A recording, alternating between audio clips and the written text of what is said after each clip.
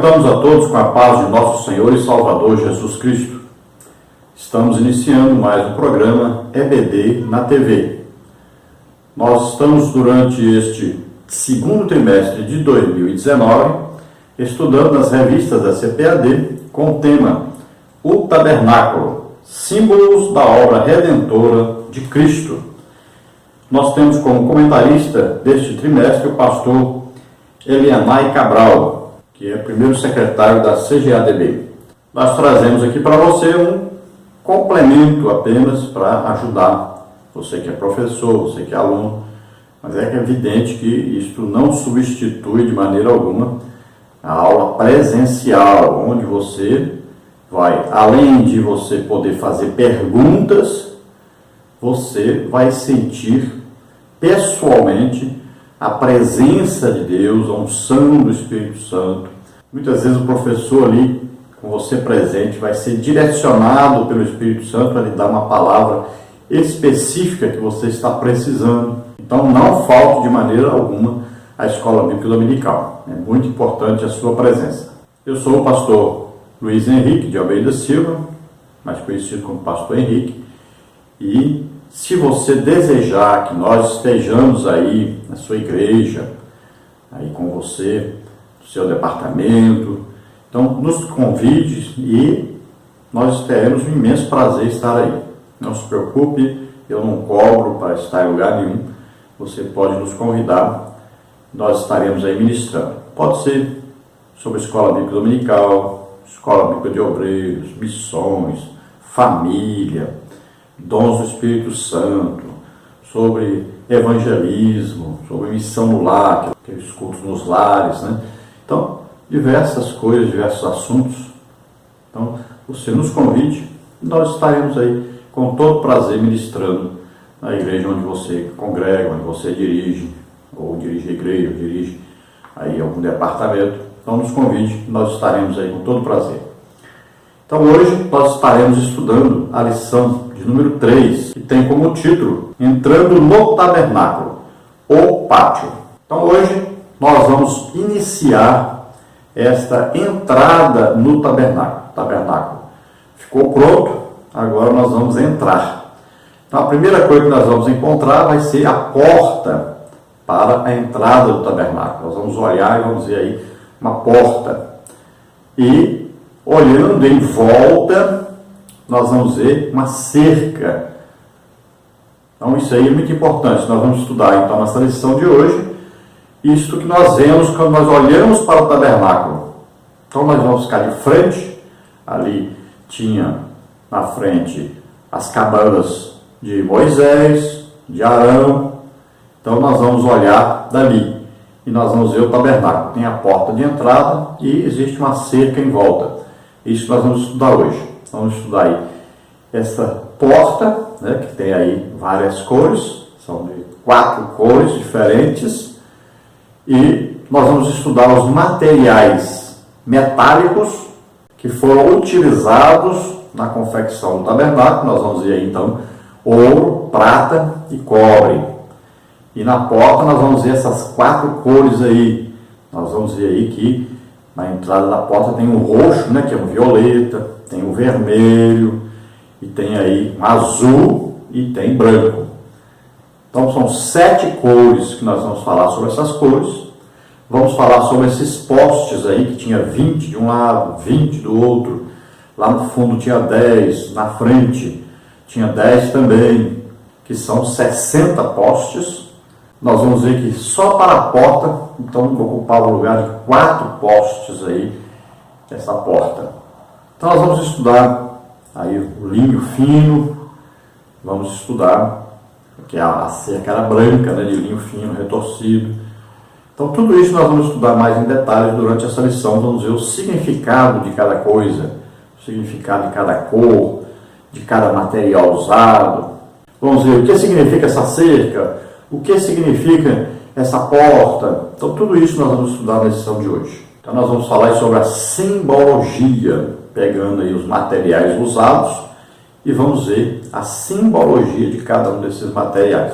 Então você vê aí, nós colocamos aí uma figura de um tabernáculo, você vê aí a entrada, vê aí lá o sol que nasce bem lá onde está o Santo dos Santos, né? Já nasce de manhã cedo, já nasce ali de manhã em cima do lugar Santo dos Santos, indicando já a glória de Deus, a presença de Deus, o favorecimento de Deus.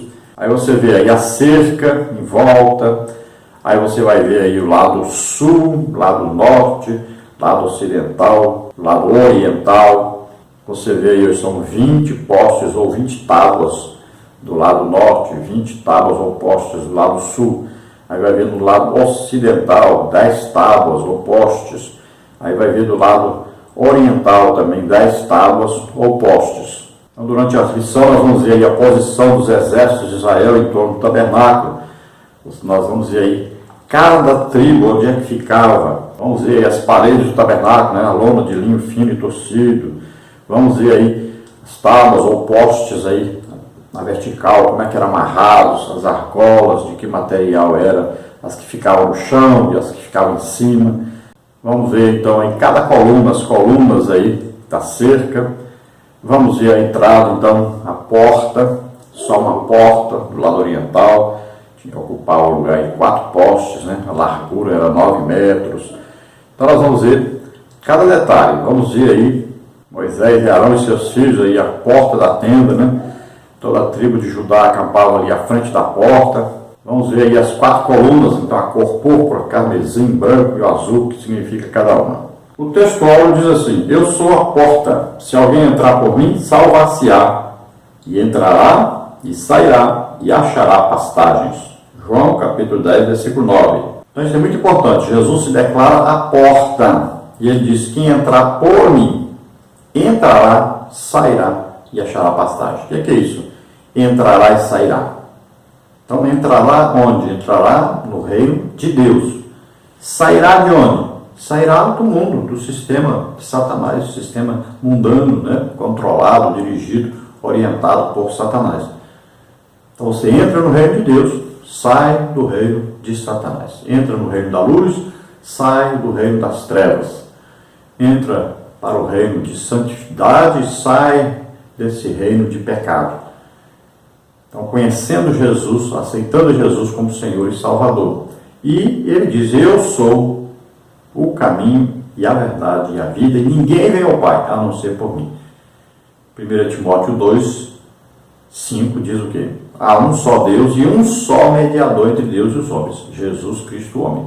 Então, só tem um jeito de se chegar a Deus, só tem um jeito de ser salvo, é através de Jesus Cristo. Não tem outra porta. Ele é a porta, a única porta.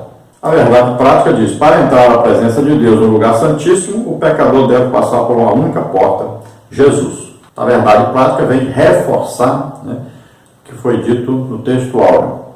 Só tem uma maneira, então, de se chegar a Deus, entrando pela porta, e a porta é Jesus. Em João capítulo 10, Jesus revela que quem entra na terra, quem entrou na terra, veio do céu. Então são 2 seres lá do céu e vieram para a terra. E ele diz: um entrou pela porta, o outro entrou por outro lugar. Entrou saltando por outro lugar. Ele diz que este que entrou pela porta é o bom pastor. E esse outro que não entrou pela porta é ladrão salteador. Ele diz: esse que entrou pela porta, ele dá vida, vida e abundância. E esse que saltou por outra parte e entrou, que não nasceu, não entrou pela porta aqui no mundo, esse veio matar, roubar e destruir. É interessante João 10, que quase ninguém entende João 10, o que está falando ali. Mas Jesus está dizendo: aquele que entrou pela porta desse mundo. Que porta? Como nós entramos nesse mundo? Através do nascimento físico, através do nascimento de uma mulher, a partir de uma mulher. Então, Jesus nasceu de uma mulher? Nasceu. Então, ele é o bom pastor. Ele está dizendo: olha, quem entrou pela porta, no curral das ovelhas, ele chama aqui o mundo de curral das ovelhas. Quem entrou pela porta, esse é o bom pastor. As ovelhas ouvem sua voz, o seguem. Ele veio para dar vida pelas suas ovelhas. Olha aí, ele dá vida e vida é mudança. Agora, tem o outro que entrou aqui, que veio também foi expulso de lá, né? Satanás. Então está na terra. Ele não nasceu aqui como homem. Então esse Jesus identifica, olha, ele veio matar, roubar e destruir. Vamos ver a leitura bíblica em classe, que está em Êxodo, capítulo 27, do versículo 9 ao versículo 19, que diz assim: Farás também o pátio do tabernáculo, ao lado do meio-dia, para o sul. O pátio terá cortinas de linho fino torcido, o comprimento de cada lado será de 100 côvados. Também as suas 20 colunas e as suas 20 bases serão de cobre. Os colchetes das colunas e as suas faixas serão de prata. Assim também, do lado norte, as cortinas na longura serão de 100 côvados de comprimento, e as suas 20 colunas e as suas 20 bases serão de cobre, os colchetes das colunas e as suas faixas serão de prata. E na largura do pátio, do lado do ocidente, haverá cortinas de 50 côvados, as suas colunas 10 e as suas bases 10. Semelhantemente, a largura do pátio do lado oriental para o levante será de 50 côvados, de maneira que haja 15 côvados de cortinas de um lado, suas colunas 3 e as suas bases 3. E 15 côvados de cortinas do outro lado, as suas colunas 3 e as suas bases 3. E à porta do pátio haverá uma coberta de 20 côvados de pano azul e púrpura e carmesim e linho fino torcido, de obra de bordador, as suas colunas 4 e as suas bases 4. Todas as colunas do pátio ao redor serão cingidas de faixas de prata, os seus colchetes serão de prata, mas as suas bases de cobre. O comprimento do pátio será de 100 côvados e a largura de cada banda de 50 e a altura de 5 côvados de linho fino torcido, mas as suas bases serão de cobre. No tocante a todos os utensílios do tabernáculo, em todo o seu serviço, até todos os seus pregos e todos os pregos do pátio serão de cobre.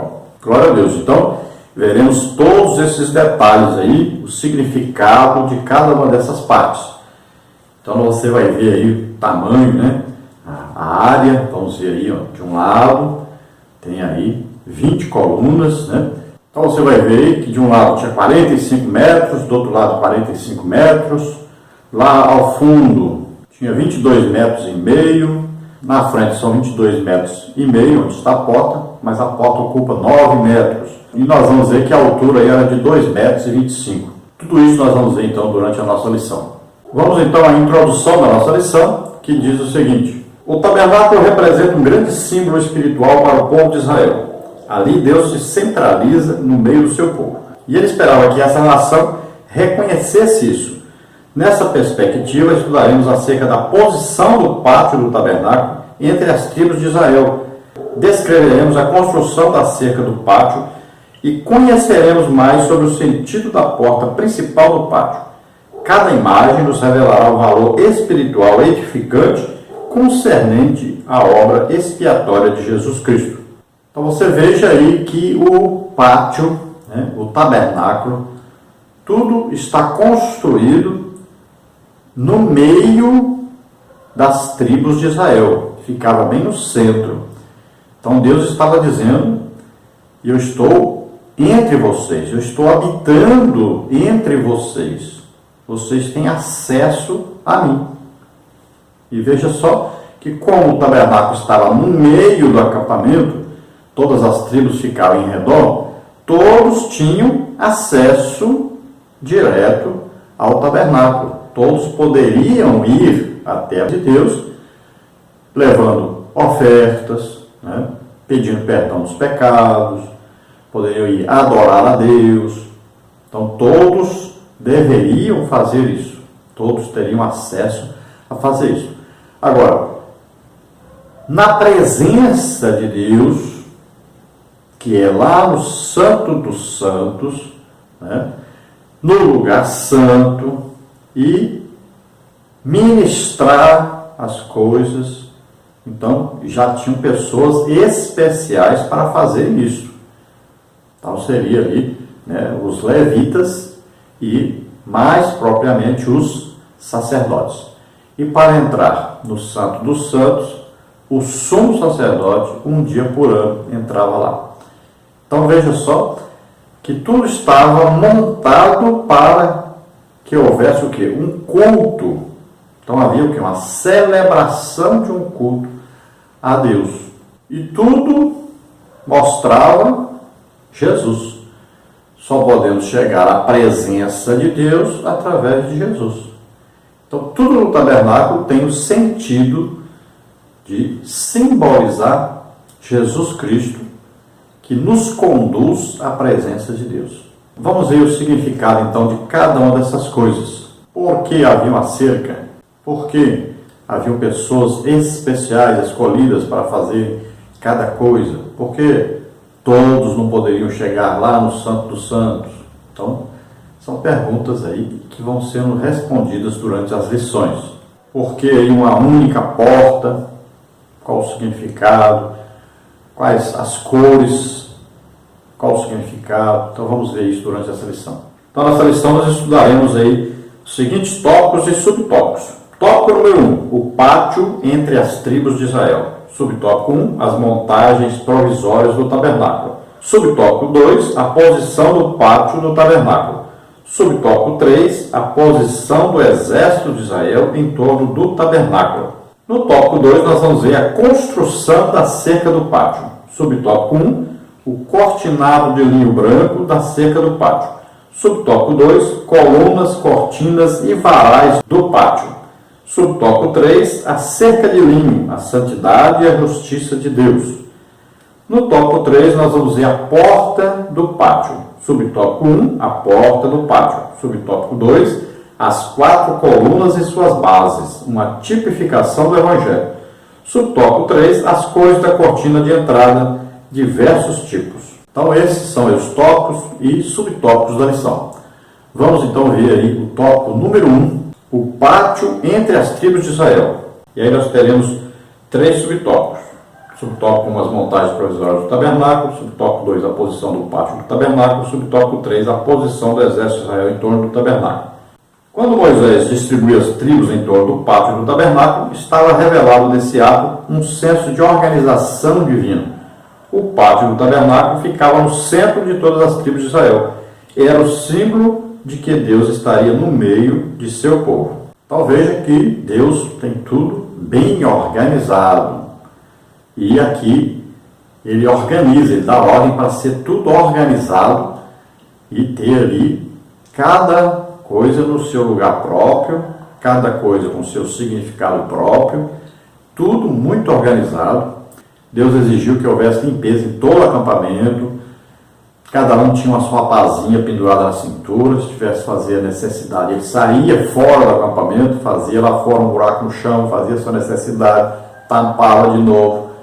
Olha só, evitando aí o que? Mosquito, proliferação de doenças.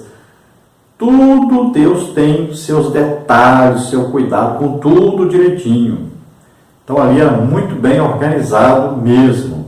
Então o tabernáculo foi construído no meio do acampamento, entre todas as cabanas, cercado por todas as tribos. Então tinha ali os exércitos que estavam para defender o tabernáculo. Veja só. E na guerra, a arca ia na frente e os exércitos atrás.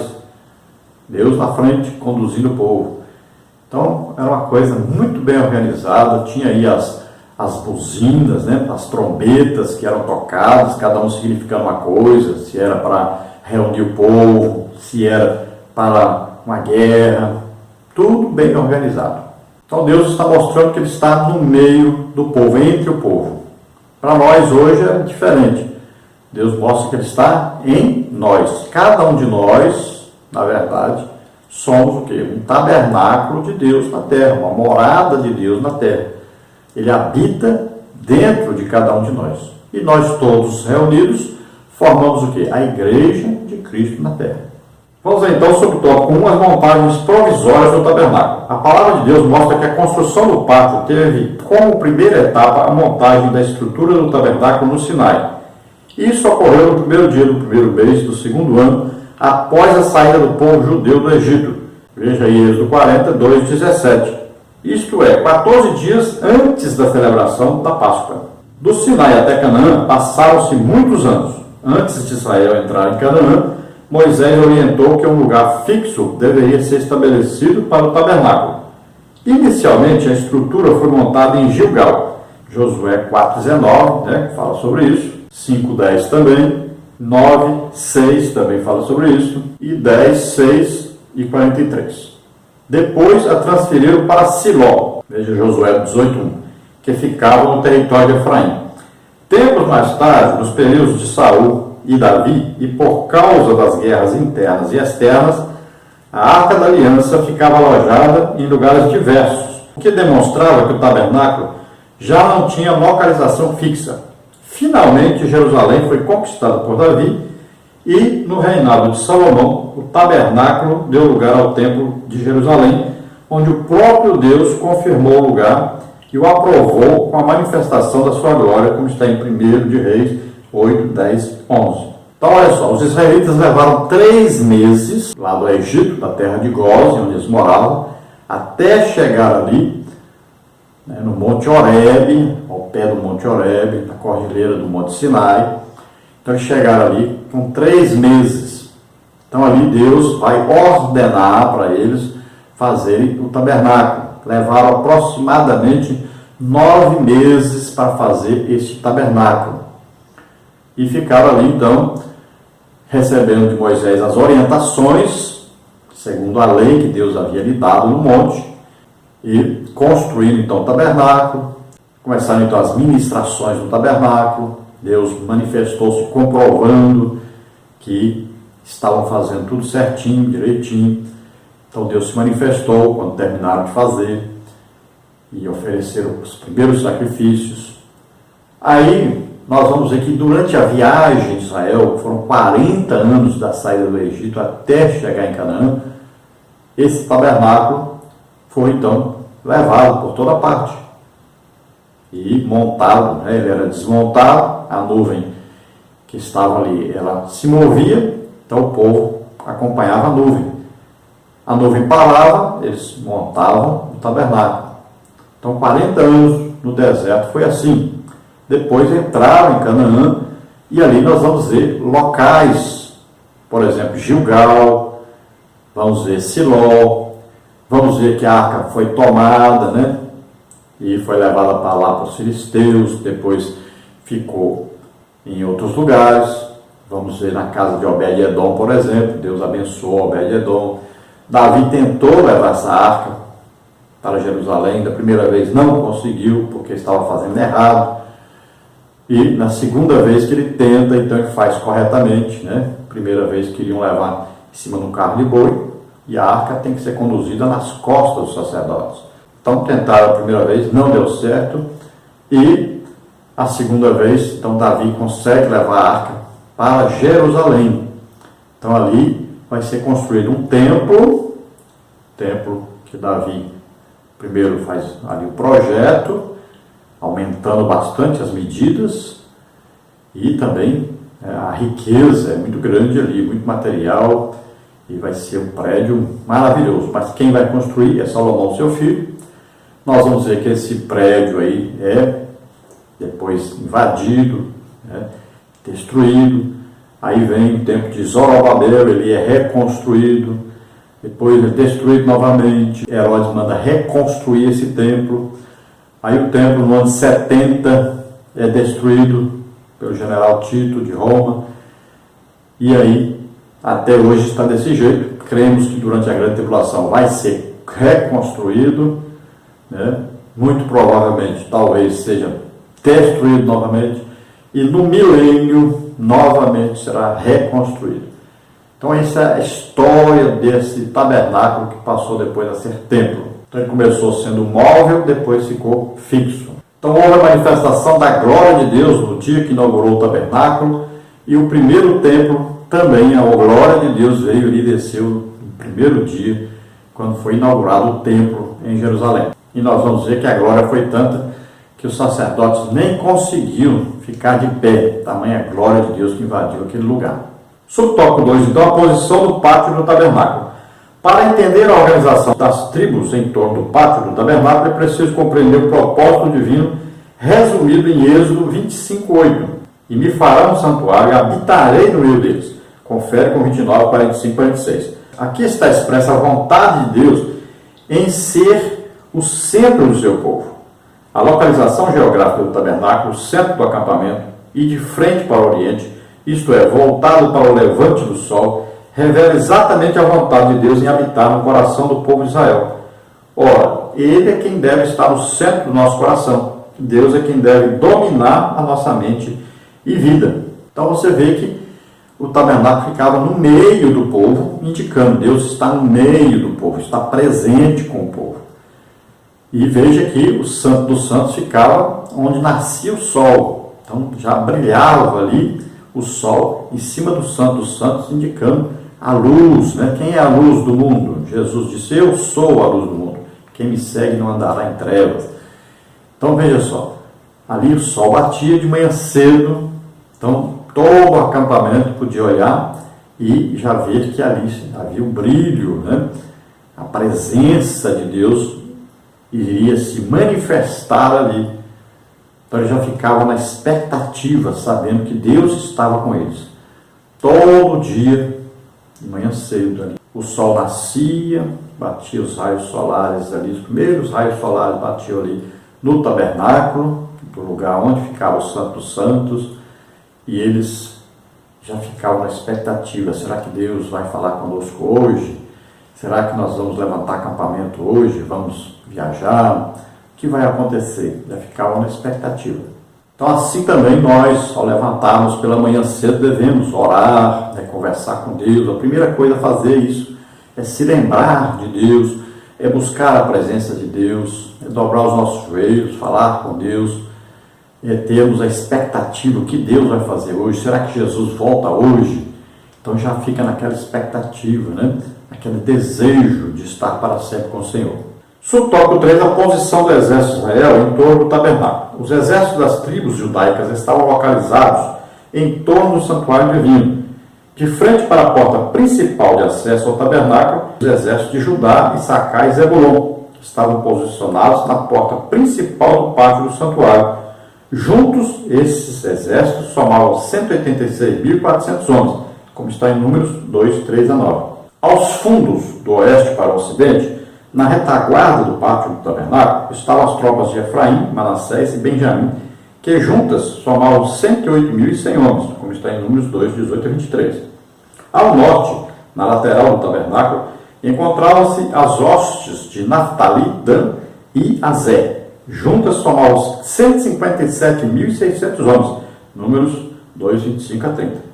Ao sul, na outra lateral do tabernáculo, estabeleceram-se os exércitos de Ruben, Simeão e Gade.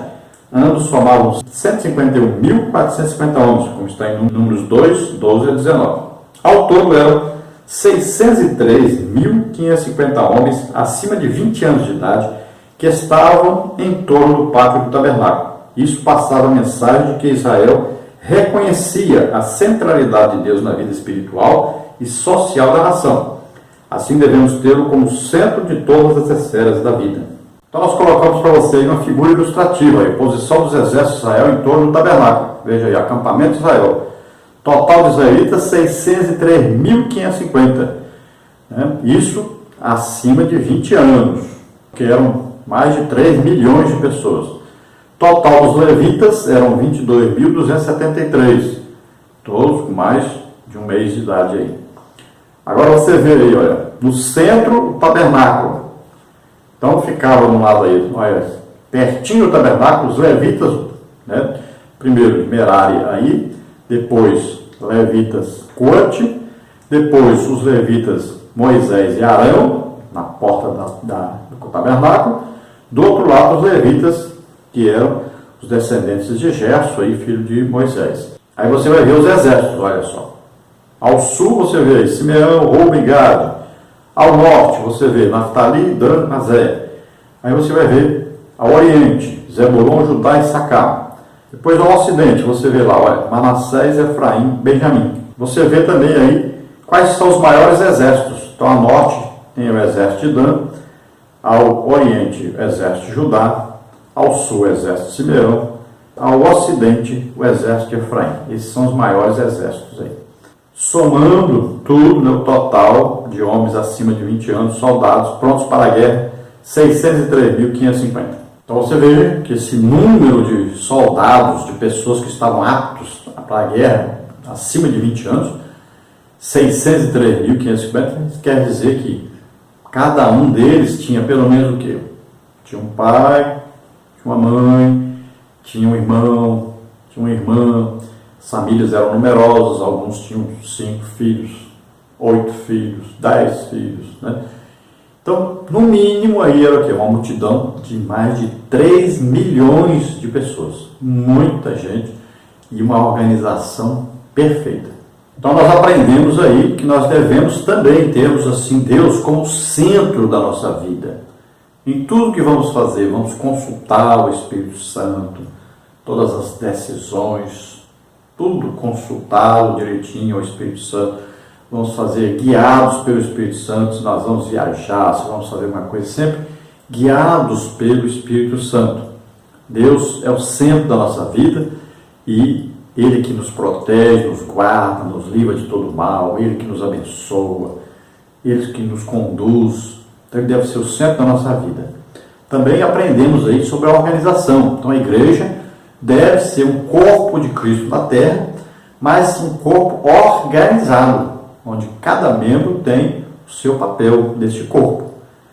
Então tem gente que quer que uma pessoa faça tudo, e não é assim. Cada um tem a sua função. Por isso mesmo, Deus colocou na igreja o quê?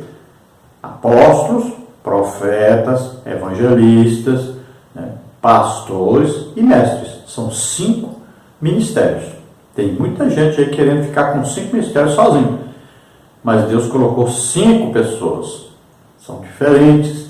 Cada um tem a sua função dentro do corpo de Cristo para organizar esse corpo, para funcionar direito. Então, cada um tem sua função. E no corpo tem os membros, né? E cada membro tem o seu papel dentro do corpo. Deus vai usar cada um da sua maneira. Ele escolhe, Ele capacita e Ele envia.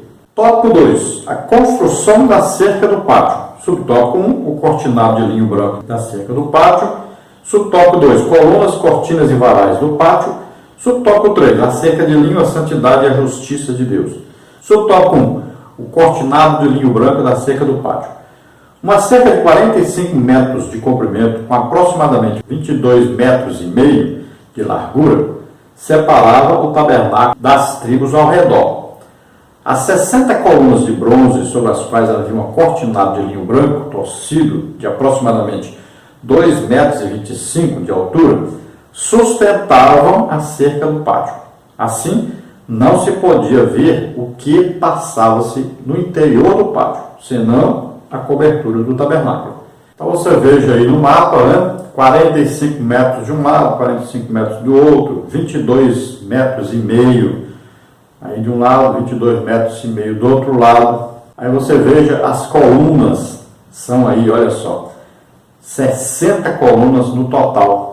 20 colunas aí de um lado mais comprido, mais 20 colunas do outro lado mais comprido, 10 colunas ao fundo, 10 colunas na frente, sendo que aí na frente 4 colunas eram ocupadas com a porta. Então na frente tinha 22 metros e meio, mais 9 metros aí era da porta. Então quem olhava de frente via somente ali a porta, a cerca e só a cobertura do tabernáculo lá, da parte coberta. Não dava para ver nada lá dentro, e principalmente dentro do lugar santo, nem do Santo dos Santos. Então a visão externa. Assim como nós olhamos para uma pessoa, né, nós enxergamos a parte externa só. Por isso é importante o modo do crente se vestir, né?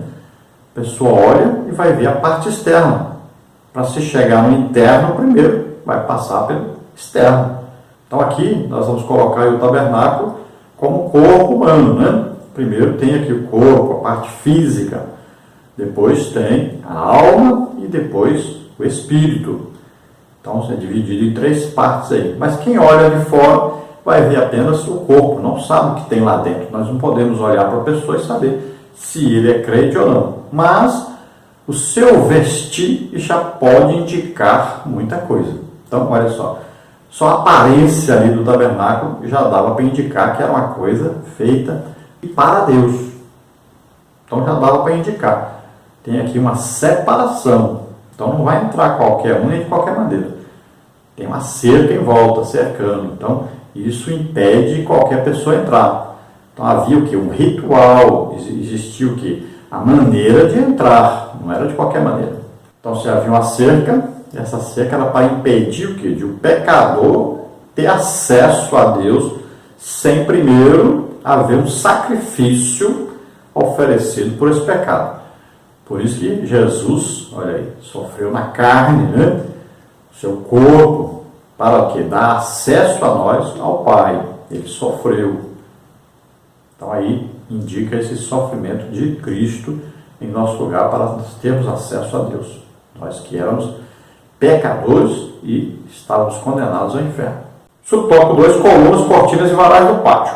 Êxodo 27, 10 a 12. As colunas de bronze foram feitas de madeira de acácia e ficavam presas na parte interior da cortina por bases ou placas de bronze colocadas sobre o solo. Já as cortinas eram costuradas uma a outra até formar uma tela bem firme e, por sua vez, os varais encaixavam-se às colunas e ao cortinado da cerca. Tudo era metricamente encaixado.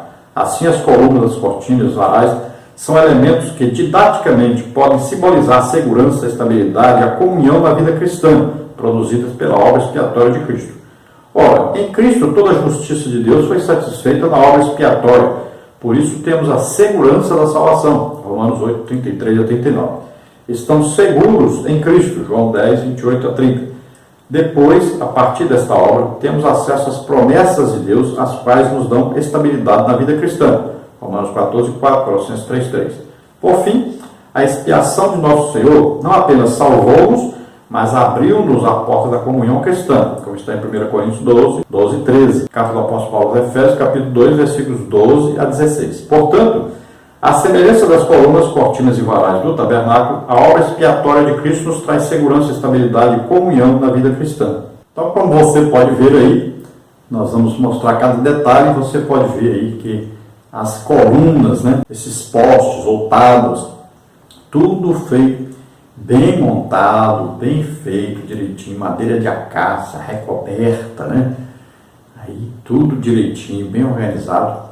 Veja que em cima havia ali prata, vamos ver que a argola em cima era de prata, embaixo era de cobre, né? Esse cobre indica aí a humanidade, a imperfeição. A prata já significa redenção, significa justificação. Então tudo tem um significado. Então, tudo construído segundo a ordem e orientação de Deus, tudo com um significado definido. Nós vamos ver então que isso indica o quê? Uma segurança, uma cerca bem feita, firme, fazendo o quê? Separação entre o pecador e Deus. Então precisava de alguém para conduzir o povo, para fazer o sacrifício em lugar do povo. Tudo indicava Jesus. Então nós vamos ver aí também as cortinas, né? Tudo bem feito, tudo de linho torcido, material de excelência e tudo com seu significado próprio e sempre lembrando que havia o quê? O impedimento para qualquer pessoa entrar. Então a pessoa só podia entrar pela porta e oferecendo sacrifício. Depois, que igual vamos ver, Jesus fazendo o sacrifício em nosso lugar. Então tudo bem organizado. Não existe manifestação de Deus sem sacrifício. Isso é muito importante.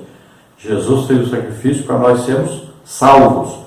Agora, se você quer uma manifestação poderosa de Deus, então aprenda a fazer o jejum, aprenda a orar e aprenda a meditar na palavra de Deus. Não é de qualquer maneira que ele vai se manifestar. Então, é necessário que você aprenda que existe um caminho a ser percorrido.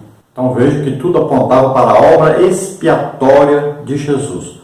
Jesus morrendo em nosso lugar, fazendo um sacrifício, né, verdadeiro, único, perfeito, para a nossa salvação, para perdão dos nossos pecados, para nós podermos ter acesso a Deus. Subtópico 3, a cerca de linho, a santidade e a justiça de Deus. A parte reservada na esfera interna do pátio, separada pelo linho branco torcido, revelava a santidade de Deus. Ali os sacerdotes ministravam os cerimoniais de sacrifícios pelos pecados do povo. Nesse sentido, o pátio do tabernáculo revelava que o pecador não tinha acesso ao Deus Santo, senão por meio do sacerdote. Deus é santo e justo, o homem carece de santidade e de justiça. No entanto, em Cristo, o pecador é justificado e santificado para a salvação. Esse é o maior milagre que o pecador pode desfrutar de seu encontro com Jesus. Só quem pode justificá-lo e santificá-lo é Jesus. Então veja que o pátio aí, para se entrar no pátio, tinha em volta uma cerca toda branca, feita de linho fino torcido. Então indica a cor branca. Então essa cor branca significa a justiça de Deus, né? A santidade de Deus. Então não podia entrar qualquer pessoa de qualquer maneira. Primeiro, ele tinha que se tornar santo, se tornar puro. Para isso, precisava oferecer sacrifício a Deus pelos seus pecados. Olha aí, Jesus veio para isso, para fazer isso. Ele se oferecendo a si mesmo. Quando nós aceitamos a Jesus como Senhor e Salvador, acreditamos que Ele levou sobre Ele pecados, doenças, enfermidades, maldições, tudo que levou sobre Ele, fez um sacrifício por nós, então nós sabemos que Ele abriu o caminho para nós. Então, ao aceitarmos a Jesus como Senhor e Salvador, somos tornados santos. Isso é o quê? Uma santificação posicional. Você é santo naquela hora, foi perdoado, foi justificado. A partir daí você vai ter uma vida de santificação, uma luta contra o pecado. Então é um progresso, né? É uma vida agora de uma santificação progressiva. Cada dia santifique-se mais. Aí, buscando ser de acordo com a vontade de Deus, viver de acordo com a vontade de Deus, agradando a Deus. Então, deixando as coisas pecaminosas, aquilo que nos atrapalha a comunhão com Deus. Então esse é o maior milagre que existe, é a salvação. É quando aceitamos a Jesus como Senhor e Salvador, cremos nele como nosso Salvador, cremos na obra que Deus realizou através de Jesus. Então nós somos justificados, somos declarados santos, somos perdoados, somos chamados de filhos a partir daí. Glória a Deus, aleluia. Então, esse tópico 2, nós vimos aí o tabernáculo, a lona de linho fino e torcido, nós vimos aí tábuas na vertical, amarradas por cordas, fixadas em argolas de bronze, né? Bases de bronze lá no chão, você pode acompanhar com as figuras. Nós vimos aí as colunas, os varais do pátio, tudo organizadinho aí, construída a cerca. Agora nós vamos então ao tópico 3, a porta do pátio. Nós vamos ver subtópico 1, a porta do pátio, subtópico 2, as 4 colunas e suas bases, uma tipificação do Evangelho. Subtópico 3, as cores da cortina de entrada, diversos tipos. Subtópico 1, então, a porta do pátio. Uma tipificação do único caminho, Êxodo 27:16, para se entrar no pátio do tabernáculo havia apenas uma porta. Esta porta dava acesso ao local sagrado onde Deus habitava. Cristo, nosso Senhor, é a verdadeira porta de acesso para todos os pecadores. Ele mesmo declarou: eu sou a porta. Se alguém entrar por mim, salvar-se-á e entrará e sairá e achará pastagens. João 10:9. Essa palavra do nosso Senhor confirma toda a doutrina do Novo Testamento que tem em Cristo o único caminho de entrada possível para chegarmos ao Pai. Ninguém vem ao Pai, senão por mim. João 14:6. Essa porta, portanto, é o único meio de acesso a Deus, como está em Atos 4:12, Efésios 2:18. Então veja que para entrar no tabernáculo só tinha uma porta. Ali eram 9 metros de largura e só tinha um jeito de entrar lá dentro, passando por essa porta. Era o único lugar de acesso à presença de Deus que estava lá no Santo dos Santos. Então o pecador tinha que passar por essa porta, oferecer sacrifícios, né, que seriam colocados ali no pátio, que estava lá o quê? Estava ali o altar de holocausto ou de sacrifícios, né? Tinha lá a pia onde o sacerdote se lavava, aí ele entrava lá no lugar santo, lá tinha lado direito, mesa dos pães da proposição, lado esquerdo, candelabro, lá na frente, antes do véu, havia então um altar de incenso, e depois do véu tinha lá a Arca da Aliança, onde a presença de Deus se manifestava. Então, para ter acesso a Deus, através dos sacerdotes, não a pessoa que entrava, mas através do sacerdote, tinha que oferecer o sacrifício e tinha que passar pela porta. Então havia, na verdade, 3 cortinas, né?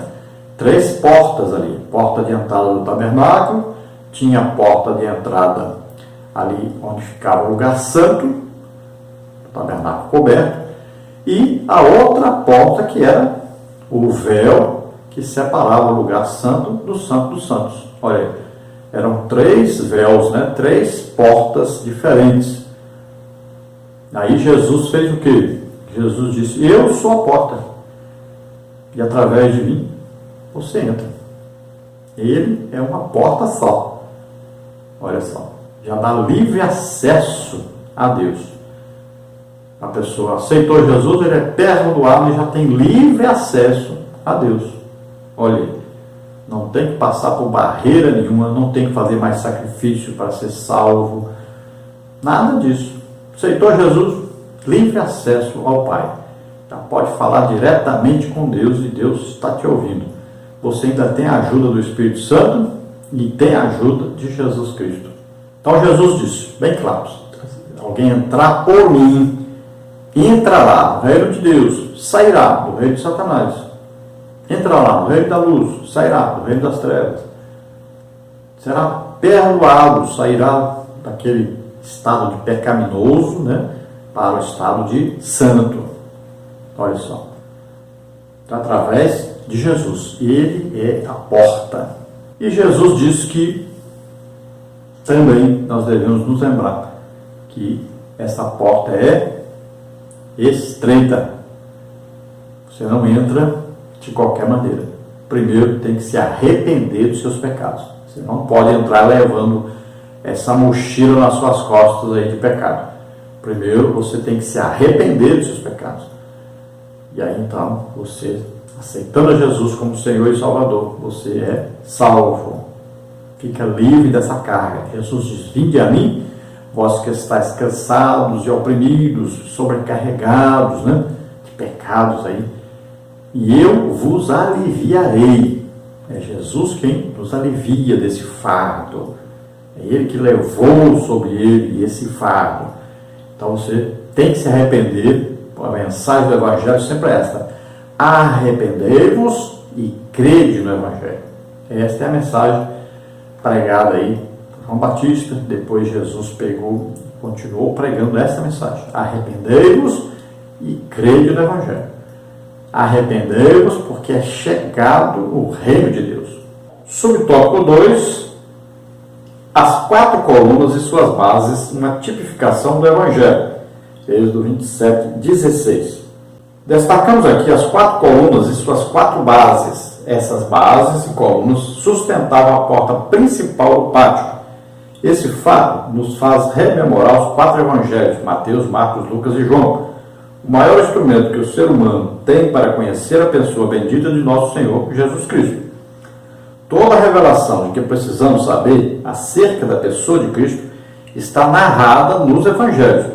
Por isso, para ter uma base espiritual sólida e conhecer a pessoa de Jesus, precisamos começar pelos evangelhos. Assim, leia toda a palavra de Deus e aguarde no seu coração. Então, nós vemos na entrada do tabernáculo uma porta com 9 metros aí de largura e 4 colunas aí. Então, nós estamos chamando aqui essas 4 colunas dos 4 evangelhos. Cada evangelho tem uma face, né? Aí o Evangelho de Mateus, a face então de um leão. Jesus é mostrado no livro de Mateus aos judeus, principalmente, e Mateus quer provar que Jesus é o quê? Descendente do rei Davi, portanto capaz de reinar sobre eles. Então Jesus é mostrado aí como o rei do Evangelho de Mateus. Depois no Evangelho de Marcos tem a face aí de um boi.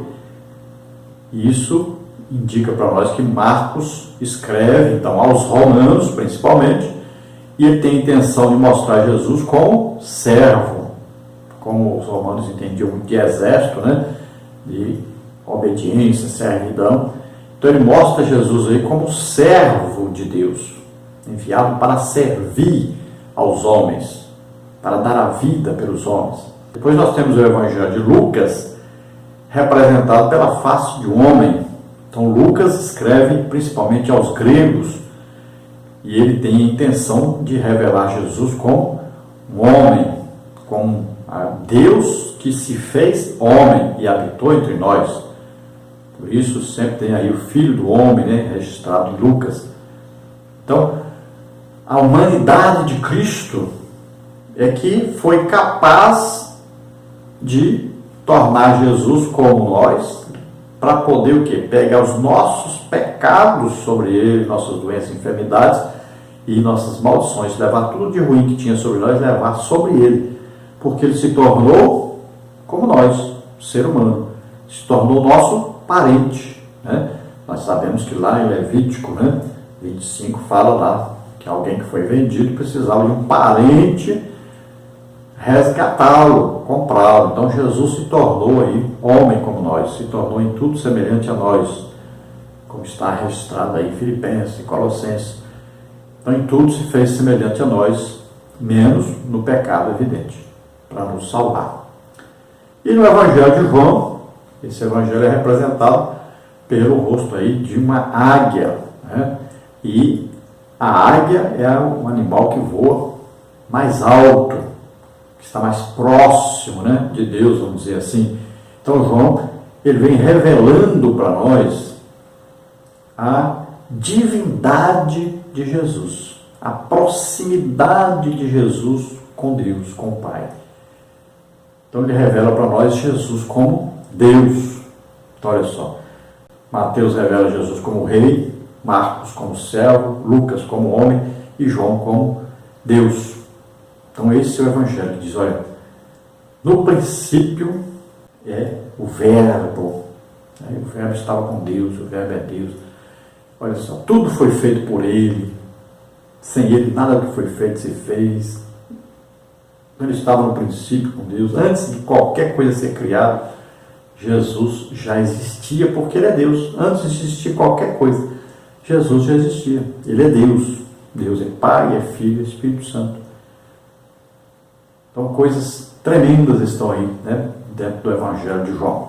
Então, esses 4 evangelhos estão representados aí por essas 4 colunas na entrada do tabernáculo. Então, essa porta, e única porta, é Jesus, né? Então, colocamos aí essas 4 colunas como se fossem, então, os 4 evangelhos pelos quais nós temos conhecimento de Jesus. Como é que você conhece Jesus? Lendo os evangelhos, estudando os evangelhos. O que Jesus gostava, o que não gostava, o que Jesus falava. Tudo está aí registrado nos evangelhos. Então você vai ver que metade do tempo Jesus usava pregando, ensinando, metade do tempo fazendo milagres, curando as pessoas, libertando as pessoas. Olha só, esta era a obra de Jesus. E ele deu a vida por nós na cruz do Calvário.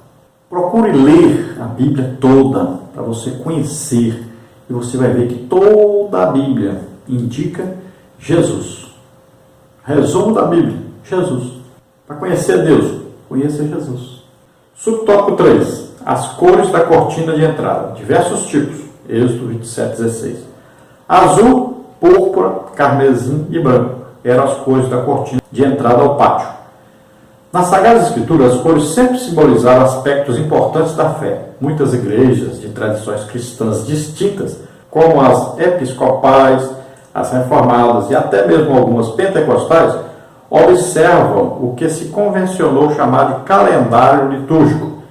Nele, os dias comemorativos são inspirados por cores. Essa prática está ancorada nas comemorações litúrgicas do povo de Deus no Antigo Testamento. Nesse aspecto, podemos destacar, por exemplo, que o azul lembra o céu, a púrpura lembra a ideia de realeza, o carmesim lembra a ideia de humilhação e sofrimento, o branco lembra a ideia de justiça, perfeição, como está em Romanos 5,18. O Senhor Jesus remonta essas cores, ele veio e foi para o céu ele é o Rei dos Reis e Senhor dos Senhores, ele é justo e perfeito, que foi humilhado e moído pelos nossos pecados. Isaías 42, 1, Filipenses 2, 5 a 9. Então aí tem as cores, né, da cortina de entrada, são 4 cores aí. Então começa aí com violeta, que é roxo, né, alguns chamam de roxo, é a cor da realeza. Mateus cita Jesus como Filho de Deus, Davi enfatizando Jesus como Rei, a sua genealogia é de realeza. Aí vem o carmesim, vermelho, cor de sangue, né? Então Marcos destaca Jesus como servo, sofredor, a sua genealogia não é mostrada, o destaque é para servo. Aí vem o branco, olha, a cor da pureza. Lucas apresenta Jesus como varão perfeito, apresenta a genealogia de homem ilustre e nobre. Aí vem o azul, cor do céu. João fala da divindade de Jesus, a genealogia não é apresentada, pois Deus não tem ascendência. Então veja que novamente aí estão representadas as 4 faces do Evangelho, os 4 evangelhos representados pelas cores, né?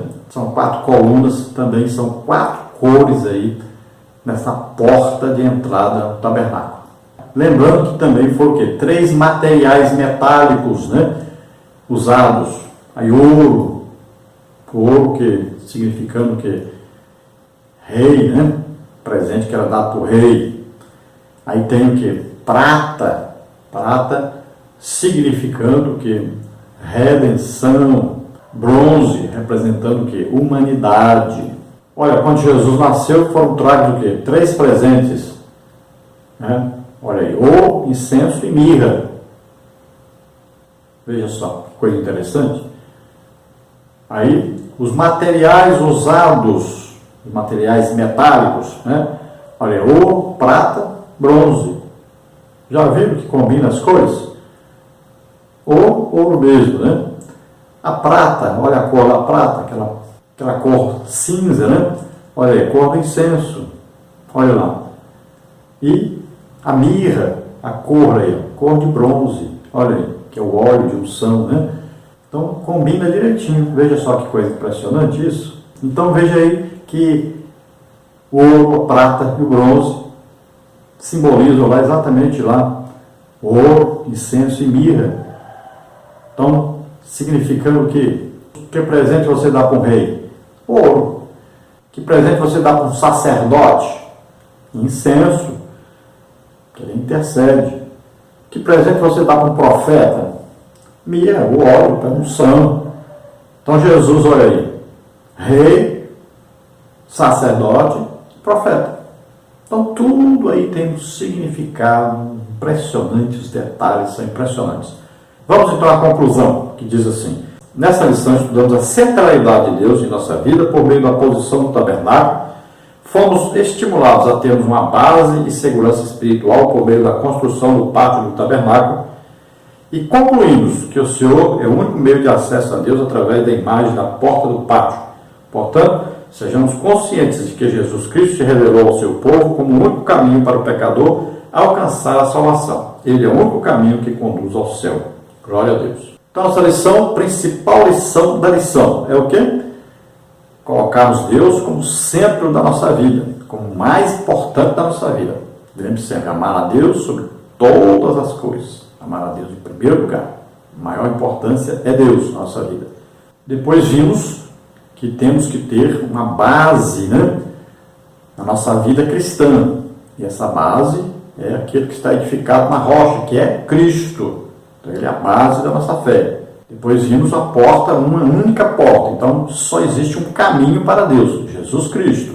E nós vemos, então, somente através de Jesus é que podemos nos achegar a Deus.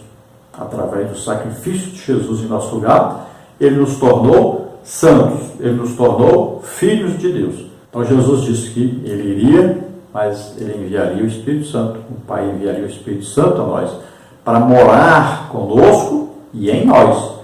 Então, ao mesmo tempo em volta, ao mesmo tempo dentro de nós.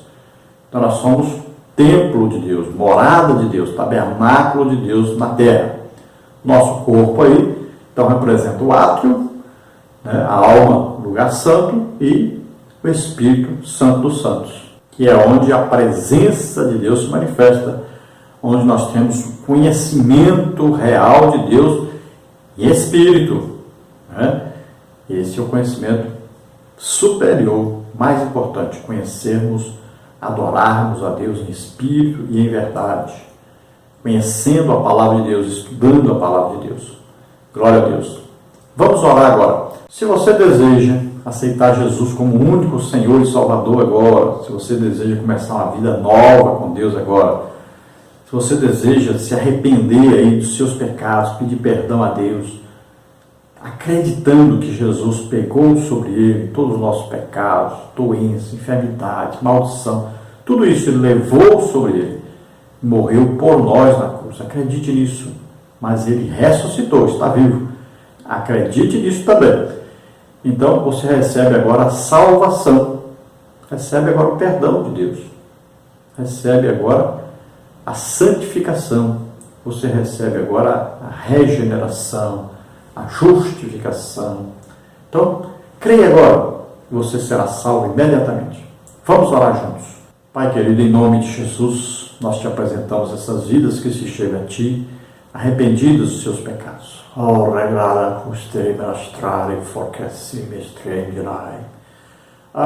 Senhor, mostra a eles a cruz, mostra a eles Jesus naquela cruz morrendo em nosso lugar. Senhor, revela a eles que eles precisam, Senhor, se arrepender neste momento, que eles precisam de Teu Filho Jesus, o único que pode conduzi-los a Ti. Em nome de Jesus, recebam a salvação, recebam o perdão. Senhor, escreve os seus nomes no livro da vida, ajuda-os nessa vida, nessa caminhada, tão difícil às vezes, mas com o Senhor presente, eles conseguirão estar contigo para sempre, naquele glorioso dia. Em nome de Jesus, abençoa essas vidas. Todos aqueles, Senhor, que estão doentes, enfermos, toca neles, cura agora, Senhor, em nome de Jesus, solta essas vidas. Toca, Senhor, poderosamente nessas vidas. Cura toda doença, toda enfermidade, em nome de Jesus. Glória a Deus. Aleluia. Amém.